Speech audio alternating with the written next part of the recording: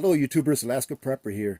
So as you can see here, I've got my bug out roll from Canadian Prepper. I've had this bug out roll for a couple of years now, I believe. And this is not a video promoting the bug out roll, but I'll tell you what, if you like the way that it is compartmentalized and the way that it can organize your things, I think it's a great product. So like I said, I'm not promoting this for Canadian Prepper, but if you guys like this bug out roll, he's the one that sells it.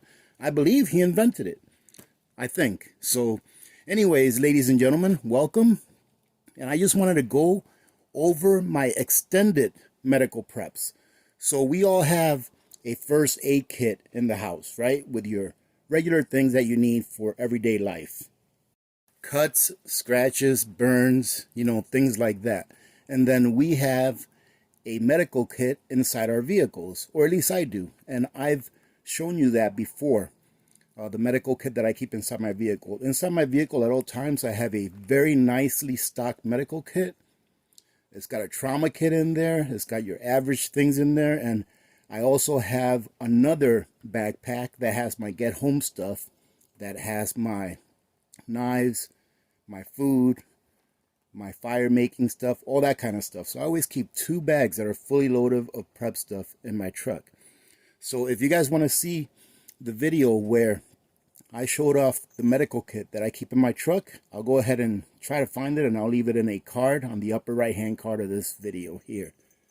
So today what I'm showing you are things that I have for extended medical needs. Now, this doesn't include things that you need on a daily basis, like prescription medications and such, all right? Or hygiene items that can be also put into the medical realm of preps. These are things that you need to take care of wounds. So I'm going to go over each compartment with you. That way, you can get some ideas. And if I'm missing some things, please leave it in the comments so that I can add to this.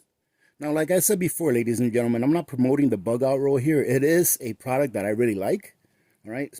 And that's the only reason why I'm going to show you a couple of the features of it. That way, if you guys are interested in it, you guys can go check out Canadian Prepper's site.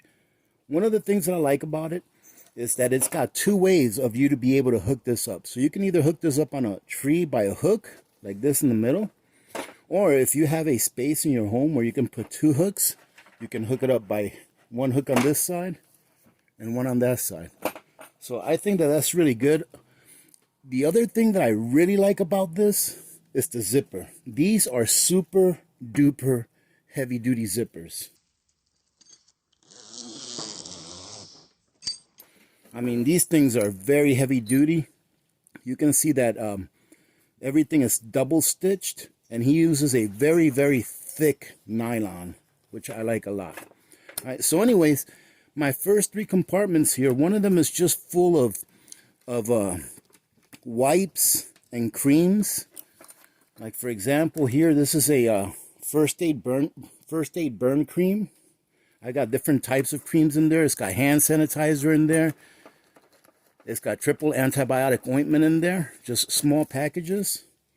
Here's just some regular hand sanitizer. So I just stuck a whole bunch of these antiseptic wipes, antibiotic ointment, burn cream in this pocket because it's very easy to get. One of the other things I like about this product, this bug out roll, is that you can see through it. And this plastic here is super thick, all right? And if I left this outside at negative 40 degrees, it wouldn't crack the plastic because that's how thick of a plastic this is. This is a very high quality item. And I believe they're kind of pricey. They were pricey when I purchased them a couple years back, I believe. But I do believe that they are worth the money. As you can see here, all I have is just a whole bunch of different Band-Aids. All right, Band-Aids won't ever go bad. So you can keep as many as you want. And they always come in handy. Whenever you need a Band-Aid, it seems that you can't find one. And then the other one here, I got a suturing kit. So these are sutures of different types. I forgot what this is called here.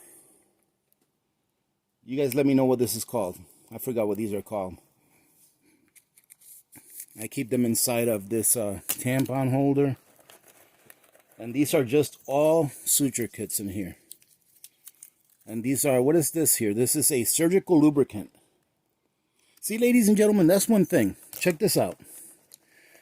I don't know how to give sutures yet. That's why I have another item down here that I'll show you, because I don't know how to do sutures yet.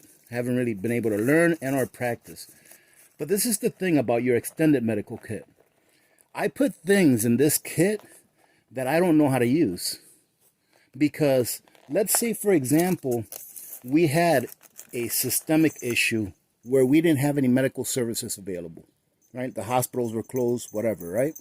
However, there are still doctors out there. There are still nurses. There are still EMTs. The people don't disappear just because a hospital closes or it's not available for people. The actual doctors and nurses and EMTs and those types of professionals, they still exist. But they may not have the equipment. If you have the equipment and you don't know how to use it, per se, you can always find someone that does and trade with them so that they can help you. My second set of pouches holds an instant cold pack and also some more burn cream. And something that I think is very important for you to have, especially in your medical kit in the vehicle, is some combat gauze. And what this is a quick clot combat gauze. And this can be used for superficial wounds, but really it was made for arterial bleeding wounds. You can literally pack this into an arterial wound and it will stop the blood, right? But of course it takes training. You can't just take that out if you have an arterial bleeding and try to be sensitive with it. Believe it or not, ladies and gentlemen, whenever you're packing a wound that is a really deep wound, it is a very violent method by which you stuff that in that wound. It's not being nice at all. No bedside manners there, because you're trying to save a life. The other thing that I have packed in my third one here, of course, I have another combat gauze in there, but I also have this, and this is very nice. I have this, and I'm going to show you what this is here in a second, and I just have some gauze. All right, compressed gauze. I have them in the same compartment in there. And what this is, let's say you have a really long, deep cut, but it's not an arterial cut. It's not bleeding really bad, but it's a pretty deep cut and it's long. You can put this right over the cut, wrap it with some gauze in order to make sure that that area is still sanitized, that nothing's going to get in it and make it dirty and give it an infection. And it will hold until you can get somewhere where they can treat you professionally. All right, on this one, as you can see, they've changed. These are compartments of 3 in this row, and now we changed over to compartments of 2. So in this one, I just keep some medical grade gloves. Okay, these are medical grade gloves. Very, very nice, thick, sturdy gloves. And very sanitized in that packet as long as you don't open it. And I also keep some iodine swabs. As you can see here, medical gloves, iodine swabs, and then you'll see what we have next. It kind of makes sense the way that this is put together. These are just some iodine swabs. And then on this side, I keep several disposable scalpels. Right? On this one right here, ladies and gentlemen, nothing big. I just have different types of bandages.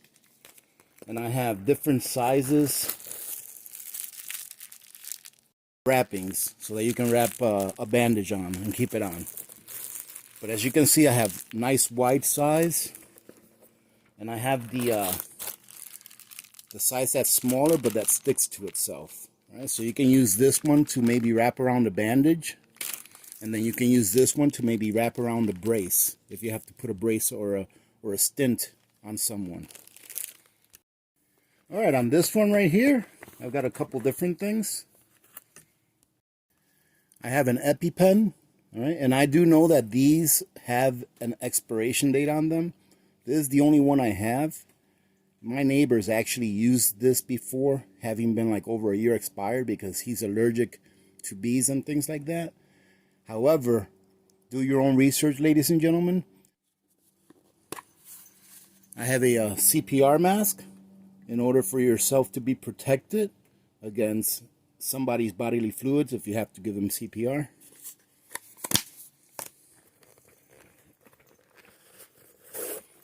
And I have a blood pressure cuff. It's just an old school blood pressure cuff, but guess what? It still works. It doesn't need any batteries. Remember, ladies and gentlemen, when I told you that I don't know how to suture yet? Well, I know how to staple. I know how to use a stapler. And that's what this is. This is just a stapler, a medical stapler, for you to close up a large wound if you have one. And pretty much, go on YouTube and check it out. Very easy device to use. In addition to that, when I purchased that stapler, I purchased a stapler remover, which is very easy to use as well. I have several shears. Now remember, this is my long-term medical kit, okay? I have, look at this, ladies and gentlemen. If you show this to a surgeon who needs to, you know, heal you as far as closing up a deep cut or something like that, do you think that a doctor would be able to use these instruments? Sure, you may not be skilled with these. I'm not skilled with these, but I'm sure that someone in the medical profession would be like, yep, I can definitely use that to help you out. That's what I mean. And this wasn't even that expensive. I think this was like 39 bucks or something like that. I bought it a couple of years ago. All right, ladies and gentlemen, we're getting to the end. And I forgot to mention, when we transferred from 2 pouches, now you have 3 long pouches.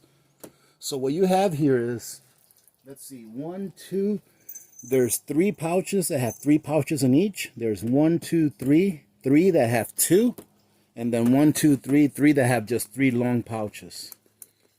So let's take a look at this one.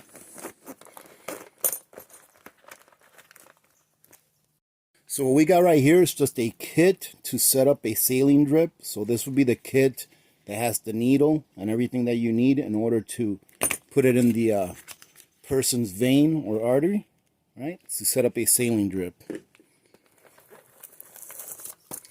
We have a splint, right? This rolls out and it's a splint, and then you can pretty much use it for anything. For an arm, you can even use it for an ankle if you need to.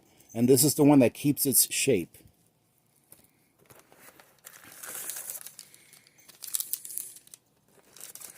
This is more IV stuff, all right? So that's what these things are.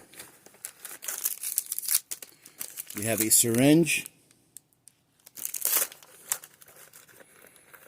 We have what is called a nasal pharyngeal. And let me give you a good look at this. So picture if someone had an accident where their airway via their mouth was blocked. Let's say that they have a traumatic injury around the mouth and jaw area, and they can't breathe through their mouth, but their airway is also blocked in their nose. What this does is you insert this in their nose, and it goes all the way down the airway, and it stops here. So this will stop at their nose, and this will be all the way down their airway. All right, so this is called a nasal pharyngeal. They did teach us how to use this in the military, and it's not fun being the test dummy that gets this inserted into your nose. But in order for us to qualify doing the lifesavers course, combat lifesavers course, that's what it is, we had to actually do this on someone and have it done on us, on our battle buddy. So, but anyways, it does work, right? This is just a band, like if you're putting in IV or something like that, for you to band up the arm. And this is just another splint. That's a bigger splint. As you can see, that's how you can use them. Got them on there. And then on to our last one. All right, ladies and gentlemen, this is our last one. And in this one, I just keep basic things. This is actually a first aid kit that I took everything out of and put it in here. So this is like a home first aid kit. It's got, let's see, it's got gauze. It's got some Band-Aids. It's got different types of bandages. It came with a whole bunch of eye wash so that you can clean your eyes out with it in case you get something in it. You can also use this to wash out an injury, you know, a wound if you get cut or something, because this is pretty much just saline. Right. It's got little cheap things of tape. So this is just a cheap little first aid kit that I took, and we've had it forever. So I took it, I checked everything inside before I put it in here. Everything is still good that's in here, and I just put it in here. So I think that this is a pretty comprehensive first aid kit for long term. As you can see, I don't have a whole bunch of the things that you would use on a regular basis around the house. And that first aid kit is in the house. I actually keep it in an old toolbox that I converted into a first aid kit. All right. But ladies and gentlemen, give me some ideas on what things you think we should store for the future as far as having a long-term first aid kit. Having said that, thank you very much for joining in today. Hey, listen, I don't think I'm going to do a live stream tomorrow. If I do, I'll go ahead and post it in the morning that I'm going to do one. But if you don't see me post something showing that I'm going to do one, then I'll probably won't be doing one tomorrow. So just check it out if you were thinking about joining in. So it's up in the air right now. This is a weekend where it's not supposed to rain, and I really have a lot of things to do. So if I get a lot of those things done today, I'll probably go ahead and do the live stream, but we'll just have to play it by ear because it doesn't look too good as far as it not raining. Having said that, ladies and gentlemen, thanks again for joining in. I truly do appreciate your guys' support. I hope you guys have a great weekend this weekend. Remember to be good to each other. When good people do good things happen. Remember to reach one, teach one, and repeat. If we all did this, the world would be a better place, and you know that it will be a better place. Many blessings to all of you and your families. This is Alaska Prepper. I'm out.